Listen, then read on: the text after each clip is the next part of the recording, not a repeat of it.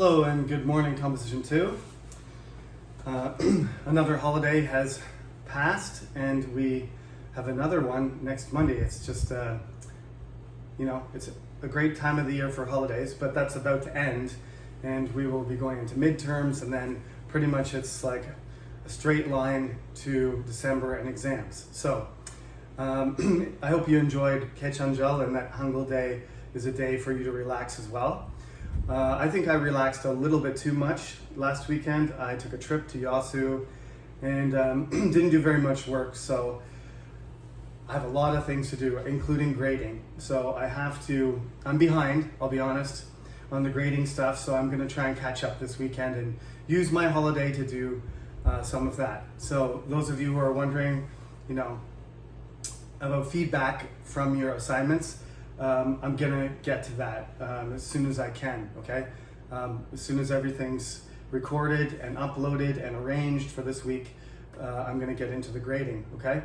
Now, this is Thursday, I believe you're class 00. Your homework is due today, right? I think 8 people have done it so far. Please submit it by tonight. Midnight is the deadline, and next week is the Origin of Foods assignment, and there's specific instructions on how to do it. So if you want to get an A, you need to follow the instructions and write good content and be organized. If you write very well, but you don't follow the instructions, you'll end up with a B+, even if your writing's really good, okay? Because you have to follow the assignment's instructions, because there's a certain thing that I want you to do, which is talk about a food, because that's the interesting part that was in the textbook. I want you to provide information of where it comes from, and you have to do research for that. So you need a reference. Please put a reference at the end, at least one. An English reference is required, because I could try and read your Korean, website or Korean book, but I'm too slow and I would miss half of it. So I'm looking for you to do some research in English. This is English class, so I know there's good Korean material out there, but you probably don't do much research in English, but at some point you probably should. So let's practice. Find at least one English reference. If you have a Korean reference too, go for it. Just be careful you don't translate the Korean information. Translating is not original. That's you taking somebody else's ideas and then just writing them down in a different language. That's not what I want. So quote, cite the information you find. That's good. I want you to do that, okay?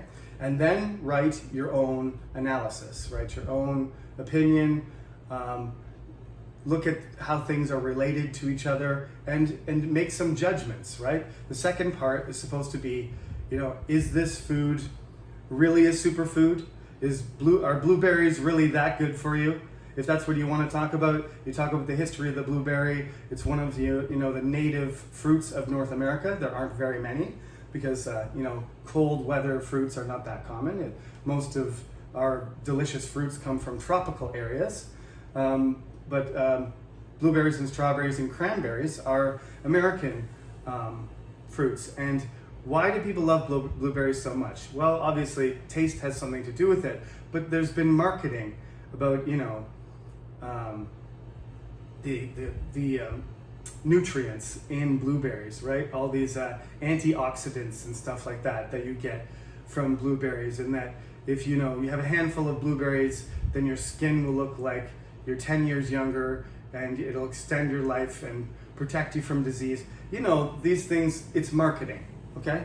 So like I said, if you want to talk about environmental stuff, marketing stuff, if you want to talk about, what kinds of people, enjoy these foods or how they're served, once you talk about, you can talk about what things they go in, but remember, you can't talk about blueberry pie, you're talking about blueberries. You got to talk about a primary raw food first, and then you can do your analysis about what you want. So 2 paragraphs works great if that's the way you want to do it, okay? So remember, look at the instructions on the assignment and make sure you follow. Today we're going to talk about single paragraphs as well as passages, and you got to make sure you know the difference. okay? Each paragraph should have a topic sentence, supporting sentences, and concluding sentences. So your first paragraph should say something, a statement about where the food is coming from, about its history. And then at the last sentence in the first paragraph, it should indicate that you're done talking about the history of it. Like you say, so that's where blueberries, first started being cultivated. North American, native people collected them, and then we started cultivating them. Later on, people started having blueberry farms, right? The so or then or in conclusion or in summary or that's why or something like that leading into a sentence that's related to the topic. Now, I don't want to get ahead of myself. Page 47 at the end of chapter 2 talks about supporting sentences, and I want to say these are basic ideas, okay? You can do better. You can develop them more. We're talking about flowers here. So, when you're organizing what you're going to say, let's describe the flower. Where does the flower grow? Where did it originally come from? When can you buy the flower? What season does it grow in? Can you eat it? Is it ornamental? What color is it? This is all kind of descriptive stuff, right? So that's the first part. You're supporting your argument that this is the history of this food. In this case, flour. If flowers can be eaten, it's a food. So if you decide to do a flower, go ahead. Sunflowers are eaten all the time, so that's fair game. Okay. So you make a kind of list to organize yourself, and you can do a paragraph outline. If you go forward to page 51, it has a little outline there. It says paragraph outline, and then you write your topic sentence, and then you just say 4 details, basic, ideas, and then the concluding sentence. And this is kind of just like a plan. And you have that plan, and then you type your paper. You type your paragraph. And then you don't have organizational problems. That fixes it right there. That's not required. That's a suggestion. Strong suggestion though. I do it all the time. The longer the writing, the more essential this is. If you're writing a book like I did, my 250-page book on British American culture, impossible to write without an outline. I wrote a really general outline and then outlined each chapter and then outlined each section. It was like just a big pile of outlines. So for a paragraph, it's helpful to keep your organization, keep you on your topic, right? So you got the topic sentence, you got your details that are connected to it, that support that argument, that statement, that position. And then you have the concluding sentence, which of course, it's got to be related. Don't exactly say the same thing. Some people say just reword it, but I don't know. That's pretty boring. You can summarize the main points. That's an option. Like I said, there's different transitions you can use in conclusion, in summary, but that's, those are pretty boring, common, overused phrases. So, like I said, you might say something like so, or then, or if that's the case, or as I said before, there's lots of options. You can choose which one you think matches what you're going to say. So you can summarize, or you can resolve, like conclude and say, this is what happens. You can say, this can be applied to this, or you can say something like this is relevant, or you can make a prediction, or you can emphasize something. That's why I think that we need to, you can say something like, that's why, even though avocados are a very tasty and nutritious food, we should reduce consumption because it's bad for the environment, okay? So that's coming back to the topic sentence at the beginning, where you say, the biggest problem with avocados is its effect on the environment. If that's your topic sentence, what I just said could be the concluding sentence, that emphasizes that point again. Okay? All right. So there's a specialty in my country. There's a paragraph there on page 49. It asks you to underline the topic sentence, count the supporting sentences. This one is too easy, but it's good practice. I'm not going to make you, there's no homework this week except the origin of food, right? Which I assigned last week. So I'm not giving you new homework today. I'm just pointing out things in the book that are relevant and which this is what you should study, okay? This is not a homework assignment. So you should take a look at this series of pages from 47 to 51, okay? What I've been talking about here, supporting sentences, concluding sentences, and where's my marker? Where did you go? Outline, a paragraph outline for organization, okay? All of these things are within those pages, 47 to 51, it looks like, right? So what exercise 3 is on page 49, a specialty in my country, they're just giving you an easy paragraph to break down.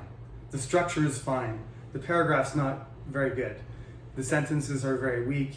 There's not a lot of persuasion or specific detail or strong connections between the statements, but it's got a perfect structure, simple, perfect structure.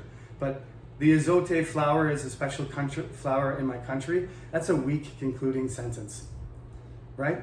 Special how, right? It's not specific enough. That's just like saying my country's special and then listing kimchi, K-pop, K-drama, semiconductors, right? Technology, internet speed, my country's special. Okay, that's good. That's Korea. That's just a list. Just a list of things that Korea has that people might be, think is attractive, good. So you got to do more than that. You got to get in the details and say what would be a lot more interesting if you're talking about Korea and saying why Korea is special would be the fact that, the Korean War was 75 years ago. And since then, Korea has developed from one of the poorest countries in the world to one of the top, right? In the top 20, close to the top 10. That, if you attach all those details to that reality, that sequence, those series of events, then you have somebody's suddenly going to be more interested naturally, because then you have some explaining to do. How did it happen? Why did it happen in Korea? And so it's a mixture of various things: Korean people, Korean government, international relations, the United States, the connection with them, hard work, interest in education. This could be a very complicated. I'm not trying to say what the answer is. I'm just saying, then you have an argument. Then there's things you can pick that are specific. But if you just talk about a flower and then you say that's a special flower because we like it, that's pretty weak. Okay, that's the end of chapter 2. We'll move on.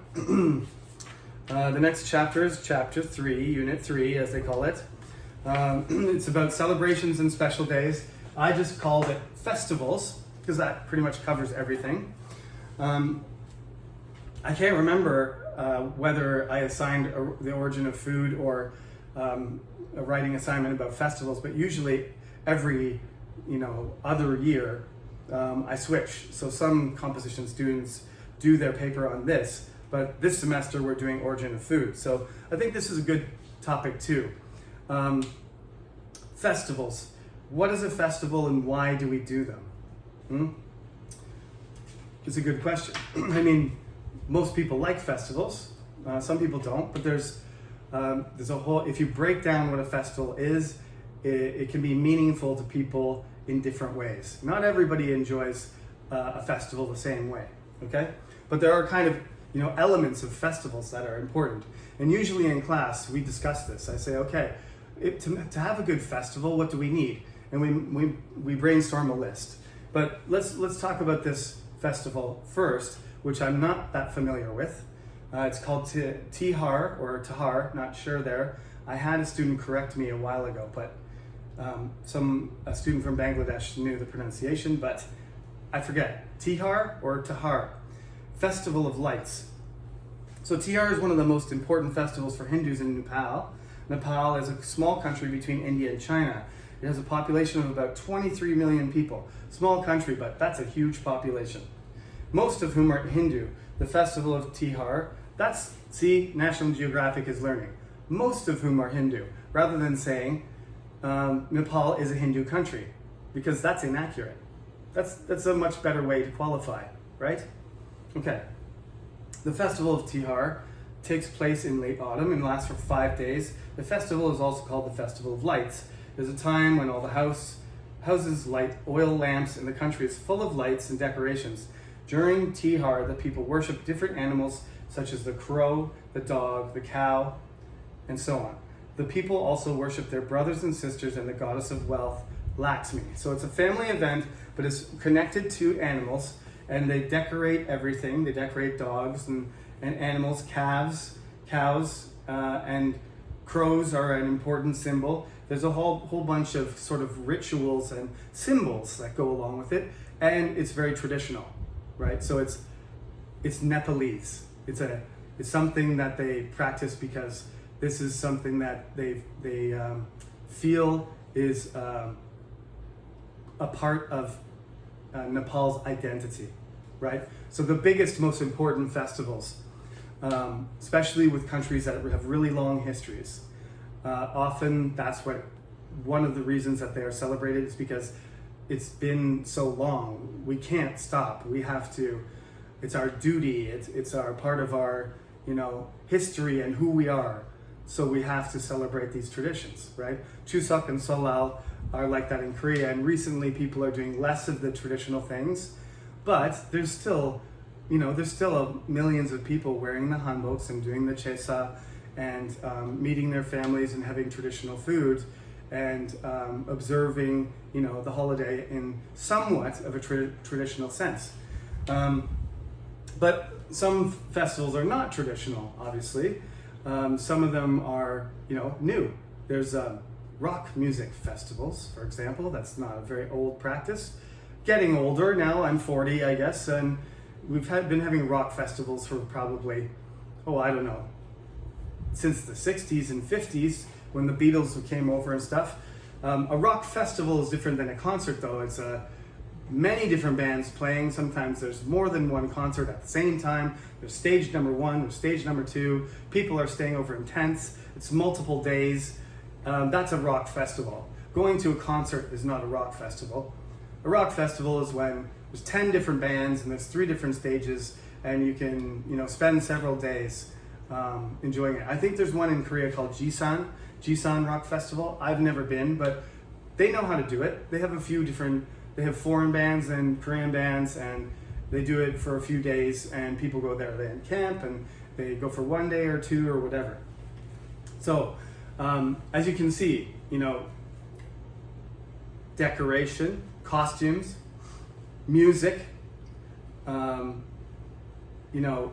reasons, symbolic things, right? Stories and traditions, they're all involved. And as rock festivals get older, they have their own traditions too, Certain things happen, and then they start to happen every year. And then, the new musicians start doing what the old musicians did, whatever it is.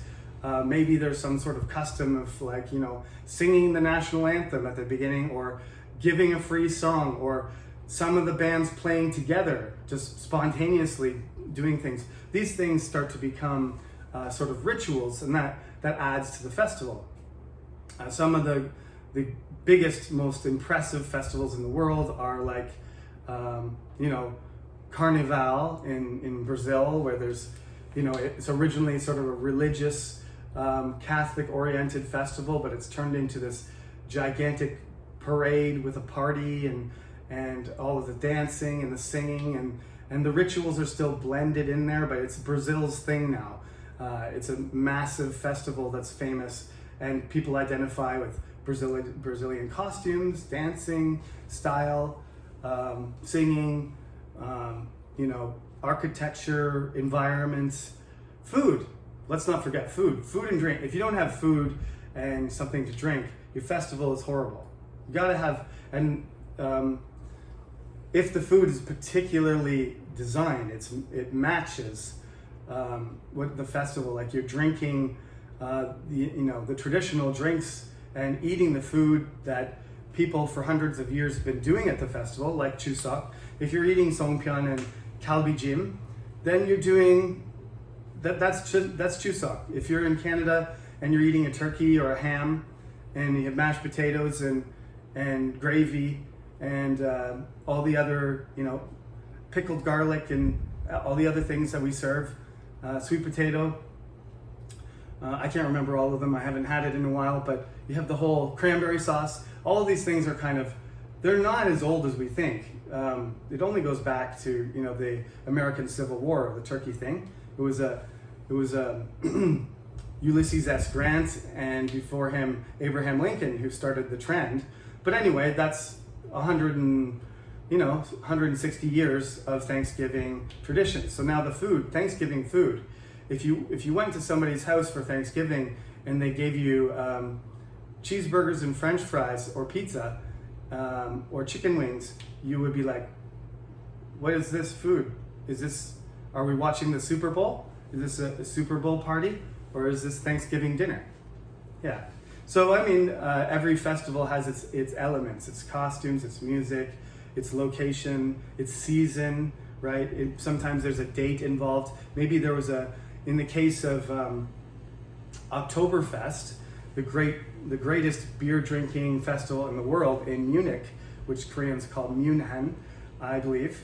That was started by a marriage between the Prince of Bavaria and his princess. It was essentially a German royal wedding, and they had a big party, and every year they celebrated the wedding until 200 years later. Most people have no idea that the first one was for the Prince of Bavaria. Nobody cares. They go there to have German food and be served by traditional, waitresses and waiters, men and women wearing, some sort of German, costume or uniform, with gigantic, glasses of beer, and eat German food like sausages and other things. That's what people go there for. And of course, there's music, and there's beautiful architecture, and there's parks to walk around, and that is one of the most popular festivals in the world, the German Beer Festival, Oktoberfest. Never been. I'd like to, but I'm getting old, so should do it soon, because I can't drink as much as I used to be able to. Okay, so as I said, there's no homework this week, but let me just talk about the exercises after the passage, and please read the whole passage, right? I'm not going to read the whole passage to you because that's boring. You can read the passage yourself. I read the first paragraph or two. It's one more page. Please read it so you understand it. If you don't, on the exam, when I put a passage on the exam, that will be your first time reading a whole passage, and you won't be able to understand or analyze it well if you don't practice. So even if there's no homework, please read the passage. You don't necessarily have to do the questions, but it's good for you to look at the questions, and even if it's not homework, understand that this is one of the main parts of the class, and this is one of the ways you'll be tested. So it's just like a math class. The more questions you do of different types, the easier the math exam is going to be. So if you just listen to me and you don't read and you don't do any of the questions on your own, you only do the homework that I require, it's going to be harder for you than a student who is not only listening to me, but reading the content of the textbook as well. So that's what you should do. As I said, this is less like a memorization knowledge class and more like a skill-based English class. So the more practice you do, the better you will perform, the better you will get, the more you will improve this semester, and the better your results on the exam. Okay, I can promise. So the most important questions at the end of every section, in each part, in each unit, are these discussion and critical thinking questions, because they require detailed answers, right? They require you to come up with your own ideas and apply them and make connections between things that you know, and perspectives, and try and work out those ideas and try and understand them and communicate, make judgments and communicate that information to other people, your classmates and me. So discussion, the first question for this first part of chapter 3, is that what we're doing? Don't want to confuse myself. It is. It's Unit 3, Part 2. We're on page 61 here. Discussion. What are some important festivals or holidays in your country? What do people celebrate? How do they celebrate? This is essentially what I was talking about a few minutes ago. What are the major components of a festival? What makes a festival great? If you choose the best festival in Korea, then break it down. What's the food? What's the music? When does it happen? How many people are there? What's the venue, right? Is it outside? Is it inside? Is it for young people? Is it for old people? You know what I mean? Is there a theme? Are there celebrities? Is it mostly foreigners? Is it international? What's going on here? Is there corporate sponsors? What makes this festival so great? Break it down, okay? That's what the question wants you to do. What is your favorite holiday? Why? Similar, Think about your holiday. Like, I love Christmas. Well, give me reasons why, to you, Christmas is the best holiday. That's my opinion, okay? Don't make it a list, though. Just provide your reasons. Well, for me, Christmas is the biggest holiday. It's the most popular holiday in Canada. So that's the first reason. Everybody knows it. So when I was young, I knew it. But to me, Christmas is almost like everybody's birthday at the same time, because everyone gets presents. Then there's also the fact that Christmas is in December, and I went to school, and we get 2 weeks vacation. When you're in public school, you get 2 weeks off. So not only do you get to celebrate Christmas Day, I love the food, I like to see my cousins, I want presents, I like the decorations and the singing, and no school. It's the beginning of winter, so there's snow, but you're not tired of winter yet. You're like, yay, there's snow. We always like White Christmas, but in February or March when it's snowing, everybody's like, please, snow, go away. But in December, at Christmas, people are like, yes, more snow. We want to play in the snow. So there's 5 or 6 reasons right there why Christmas is my favorite. Okay, and let's see. Why is it important for people to have festivals and holidays? Here's the critical thinking question, number 1. What is their purpose? What do festivals and holidays do for a culture or a country? Now you can be really cynical about this and be like, well, some festivals are just for making money. Like the Olympics is basically a festival.